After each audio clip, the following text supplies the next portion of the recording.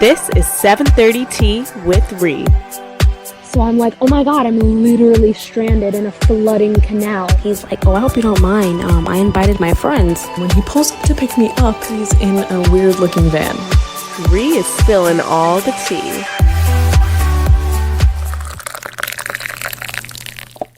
Hello, everybody, and welcome to 7:30 Tea with Ree. How are you guys all doing this week? It is Memorial Day weekend, and let me tell you, it has been like the busiest week in the world. I feel like this entire week flew by so crazy fast, so fast, and I feel like I had so many things that I did. Like, I hung out with friends, I hung out with family, I've been out of the house. And today was even hectic because today I am recording this on a Sunday, and yesterday, when it was Saturday, I actually worked yesterday, so it was a lot. I was actually even supposed to go out with friends yesterday too, but because they scheduled me in for work, I was like, oh damn, I definitely can't go. So I ended up just having fun with family, and also I had John over too, and my sister, who's an esthetician, she did a facial and teeth whitening for us, which that was so cool. That was so slay. So yeah, I had basically a lot of shit that I did this entire week. I really went out and did my thing, and I still am going to be going out again. Because, like I said, it's Memorial Day weekend, so tomorrow is Memorial Day, and I'm supposed to go to Fire Island, but I'm a little worried because of the weather. It says it's supposed to rain, so I'm kind of like, damn, I hope it holds up, But anyways, aside from that, I'm just going to let you guys know, because it's so hectic, and it's such a hectic weekend, this is probably going to be a bit of a shorter episode. I know it's our Tea Droplets one, so it's still 5 stories instead of 3.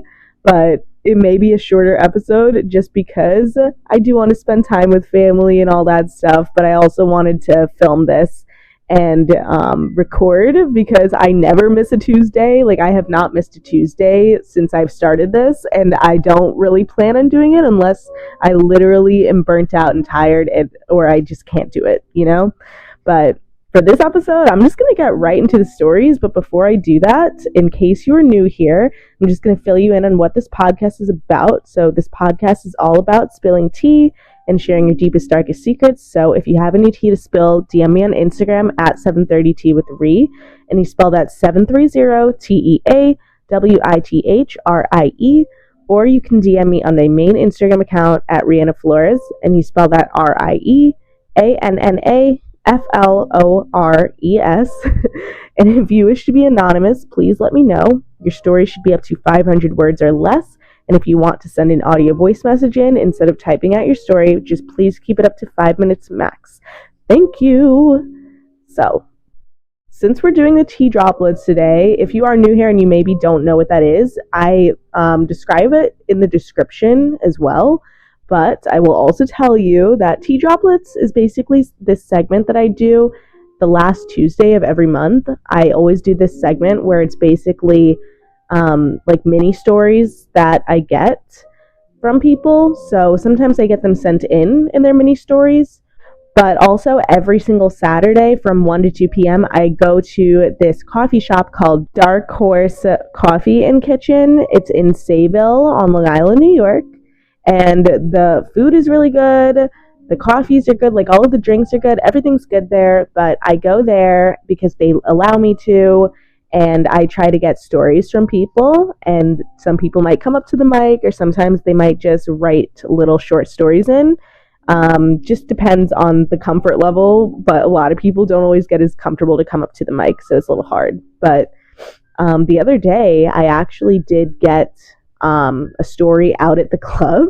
I got a couple, actually, because I went out with my sister and one of her friends or whatever.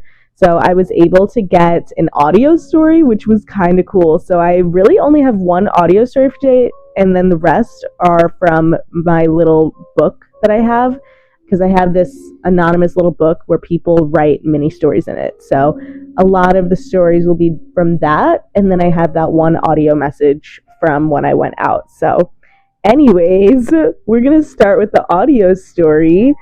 And that one is basically about how two best friends basically double tag teamed two girls in the same night, and it was like really super crazy. So, yeah, we're gonna give that a listen. Good morning, podcast. My name is Michael Jordan. I'm here to tell you the craziest story you've ever heard ever. So one night, me and my boy, we were outside, and then this girl was looking at us, and we were like, "Yo, you trying to get fucked tonight?" And she was like, "Oh, I don't know. I'm kind of feeling it, kind of not." And we knew him for a little while, whatever. So we were like, "Yo, me and him right now, we about to slide to the crib." So we went to fuck her, and then she was like, so you guys both fucking me or just one? And we were like, we're both fucking you. And then she just smiled and giggled, and then I thought we were all joking, but then eventually kind of got serious. So then she goes, so everybody's getting out of the room, yeah. And then we ended up fucking her, and that was the first time that me and Michael Jordan did that. And now I'm gonna pass it to my mains. Michael Jordan Jr. Okay, so basically this story is kind of like his, or the same one, but basically, so what happened was me and Michael Jordan were in the car, and we had a baddie in the back with her two friends, and me and Michael Jordan wanted to get with the baddie, and she was wanting to get with us. So we knew the vibes, and we were just trying to run it again. And they're best friends, so that made it even, a little spicier. But her friend was trying to cock block and not let her get crazy with us. So we tried to get her out of the situation. But the other friend she was with was trying to on our team, so she got her out of the way. And basically, we took her to a parking lot, got in the back seat, and she was going crazy on Michael Jordan while. Yeah, let me add a little something. She was sucking that dick from one end of the door, and then she was getting fucked from the other side. And then a cop pulls up, and then continued. All right, so yeah, we was going crazy. Michael Jordan finished, I finished, and then the popo pull up, and they're like, "Oh, what are you doing here? People saw you, blah blah blah blah." More of the story, we double teamed two bitches twice, and we hit them with the Eiffel Tower. And that's the story. That's it. Michael Jordan and LeBron James. Peace out. Peace. Oh my god. Okay, I'm not gonna lie, because obviously I was there for this story because, they had to record it in the mic and I had to hold the mic and all that. But I kind of forgot how crazy it was. And when you listen back to something when you're alone and you're like, oh fuck, that was actually a lot.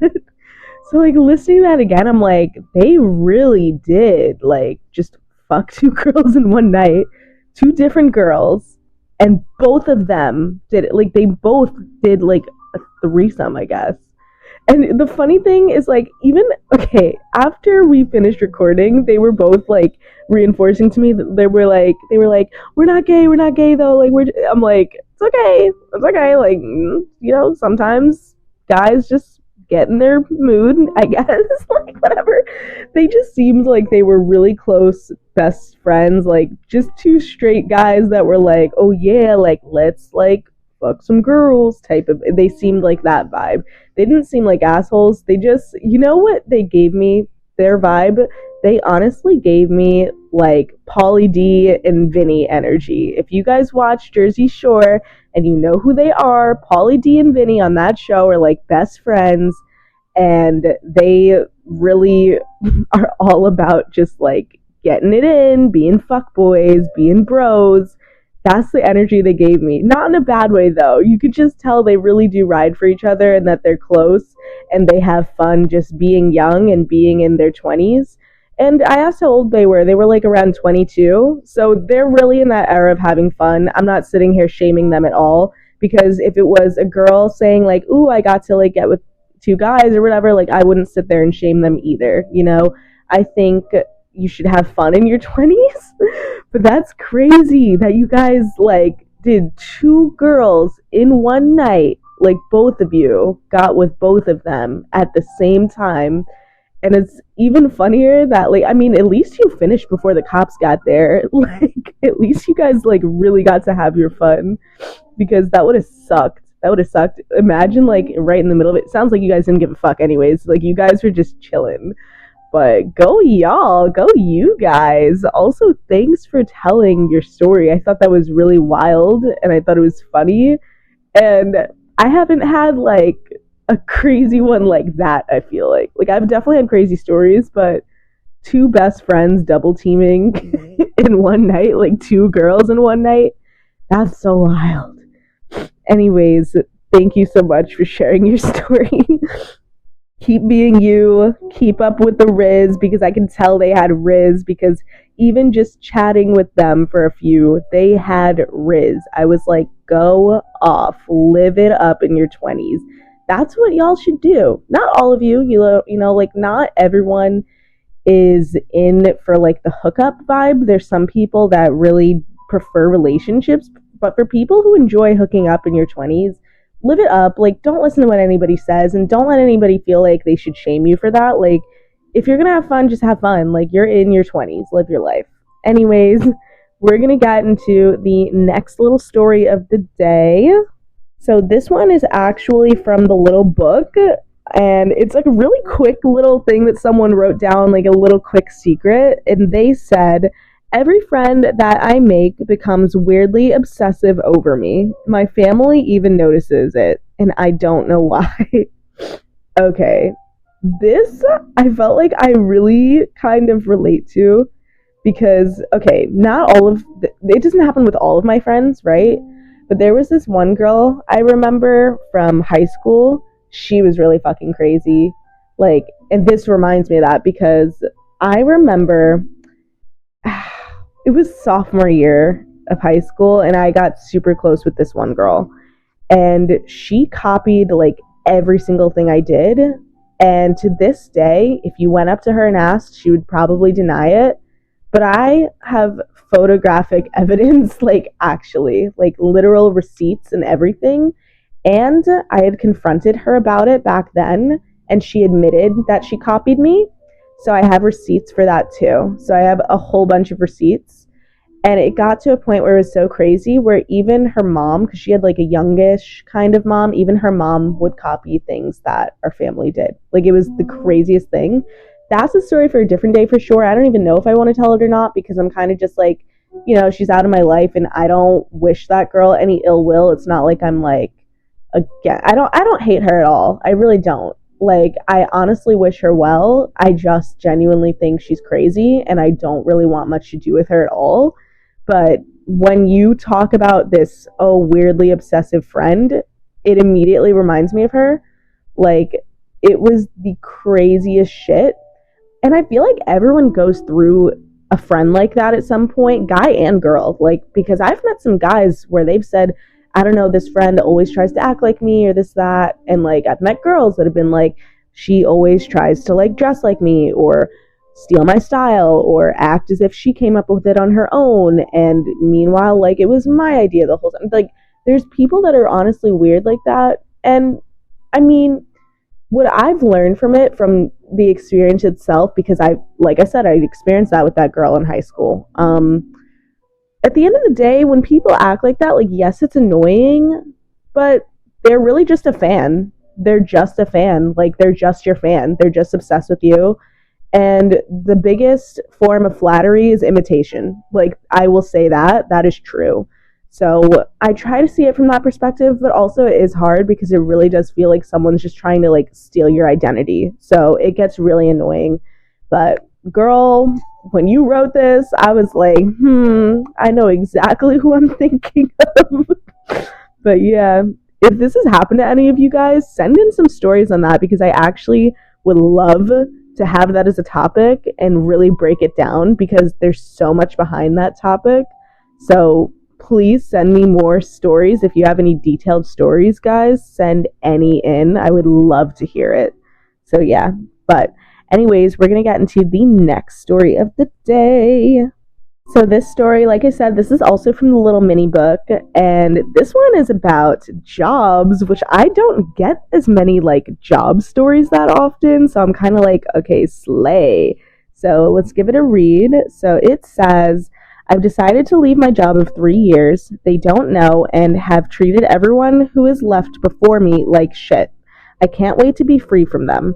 I will also be making so much more money when I do.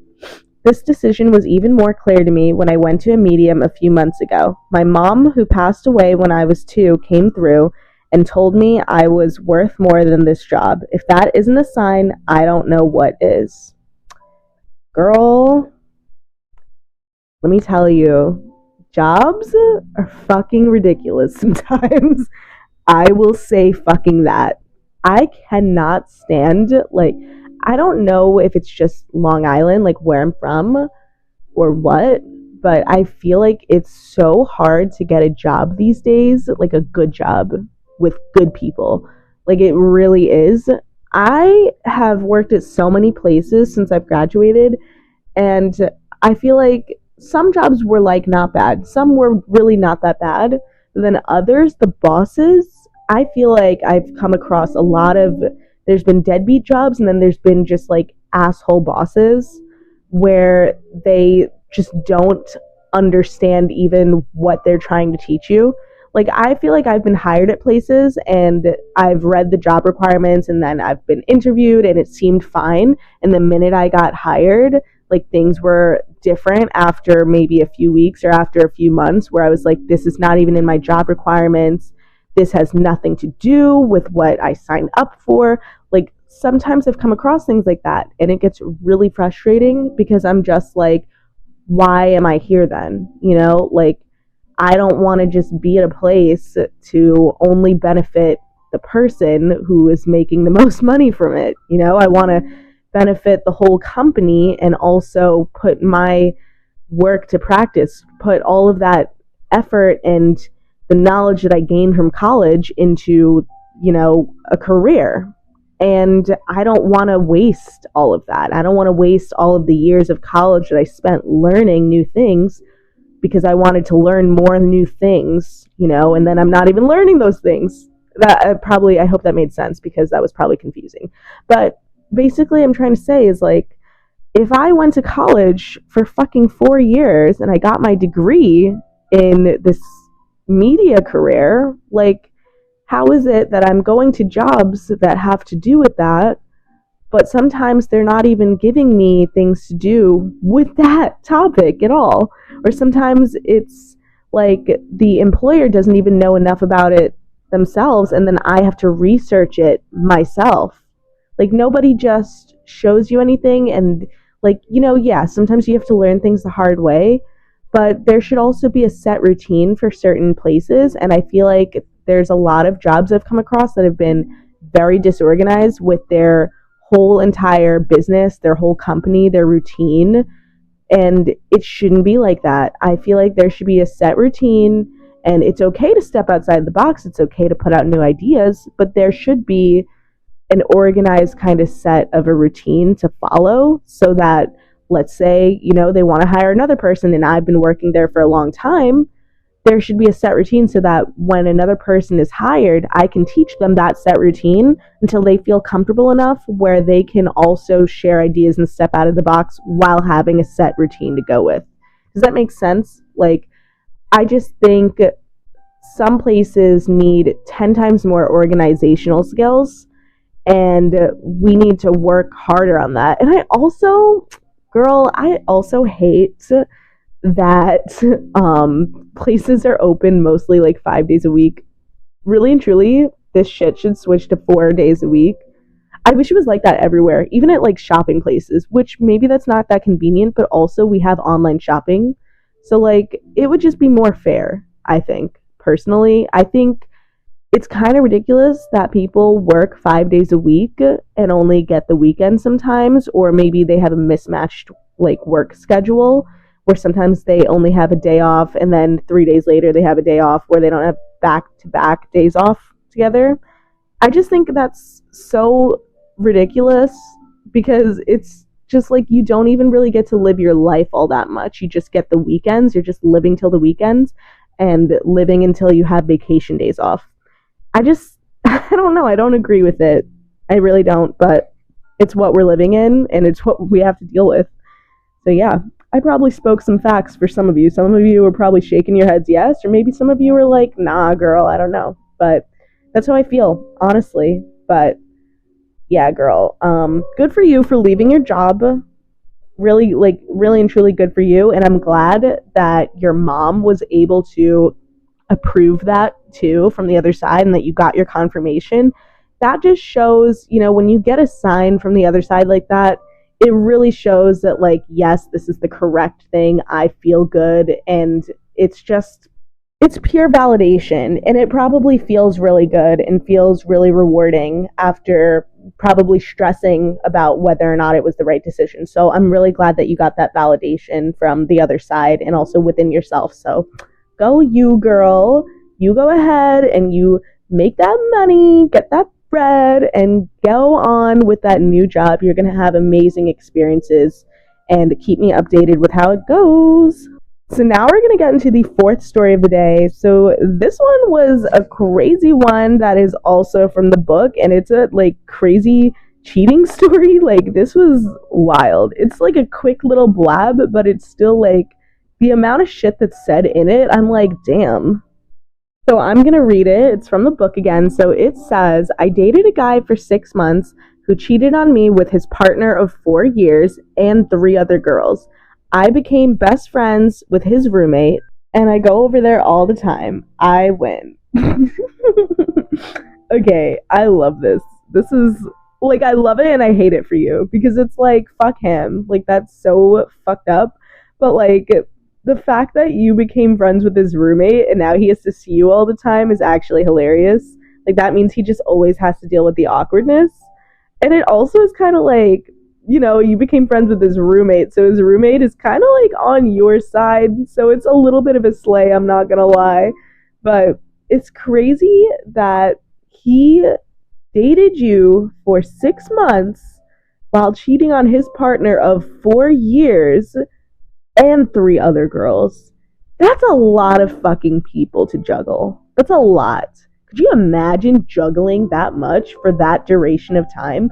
Because a 4-year-long relationship, I mean, okay, to even think of doing that while you're in a 4-year-long relationship is already wild in and of itself, because it's just that's 4 years of you getting to know someone, telling them you love them and all this shit and getting super fucking close.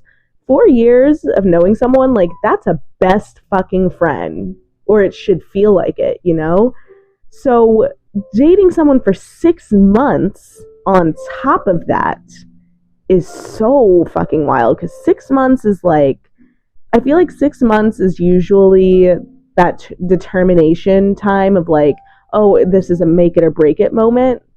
Either 6 months or a year is usually your make it or break it time. And 6 months, I feel like, is still around honeymoon time. So for him to do that, and I mean, that's 6 months. God, that's fucking crazy. And 3 other girls. And 3. And I wonder how long it was with the 3 other girls, too.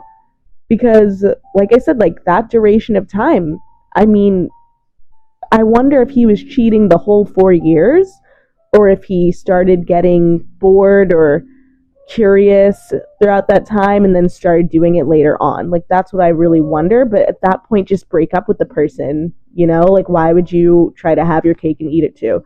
Guys like that are just weak people like that in general, who go and cheat on someone they've been with for that amount of time. People who do that are just weak, because it just shows you really want to have your cake and eat it too. You really want to have your backup option and someone who's just going to be there for you while you go and do whatever you want, just so that you feel better and you feel safe and protected. Guess what? The truth always comes to light. So when you do shit like that, karma is going to come back on you and the truth is going to come out. So you better off just telling the truth and breaking up with the person and saving yourself from all of the fucking mess. So yeah, that guy's ridiculous. I hate that part for you, but it's nice that you at least got a friend out of it, and that you're friends with the roommate, and that he has to deal with the fucking awkwardness all the time. So yeah, fuck that guy. But good for you that you gained a friend. So yeah. Anyways, we're going to get into the last and final story of the day. So, this one was actually so cute. Someone wrote this cute little, quick little thing that I thought was so sweet. It was this random girl that had come into the coffee shop that day, and I remember her too. I don't remember like exactly what she looks like, but I do kind of remember. And I remember like we just smiled at each other, and what's it? She had come in like this like towel dress thing, and all I did was smile at her. And I'm usually nice to everybody, but she said something so sweet in my little book, and I was just like, aw. So I'm gonna give it a read.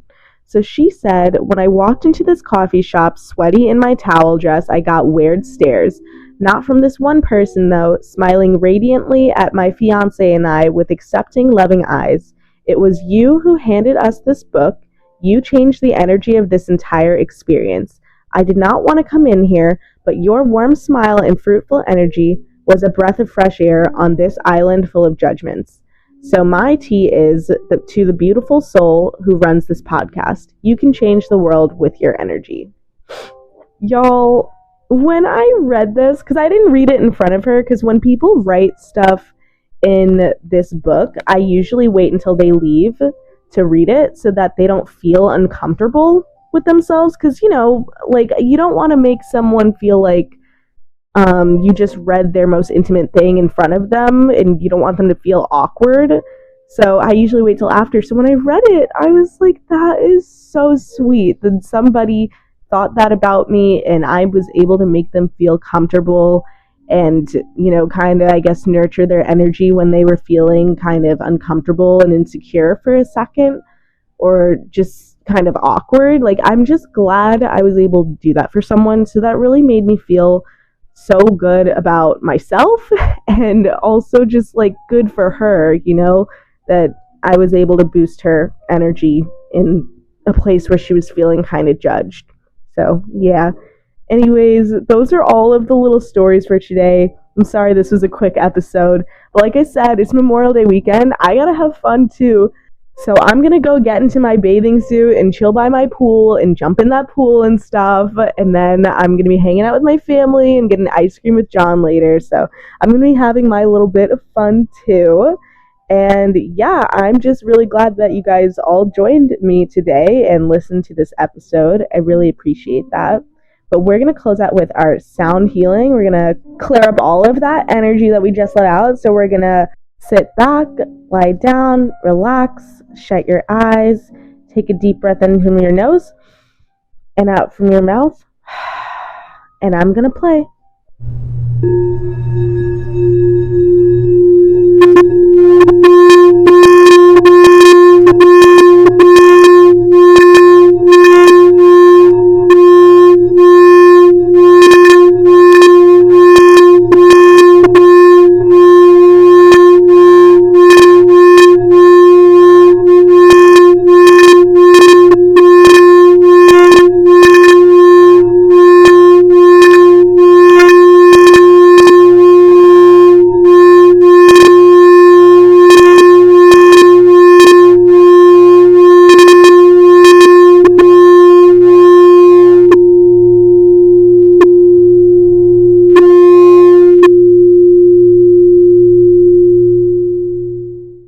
All right, you guys, thank you so much for joining today's episode. It truthfully means the absolute most to me. And if you were new here and you made it this far, thank you so much for listening. And if you've been here the whole time, or you are new here, whatever it is, and you have not subscribed or followed or found any of my socials, check the descriptions, follow everything. Just go follow me right now. And send me some stories if you'd like. I would love to hear all of your guys' stories. But anyways, I just hope you guys all have the bestest Memorial weekend and the bestest week ever. And I love you guys all so much. Goodbye.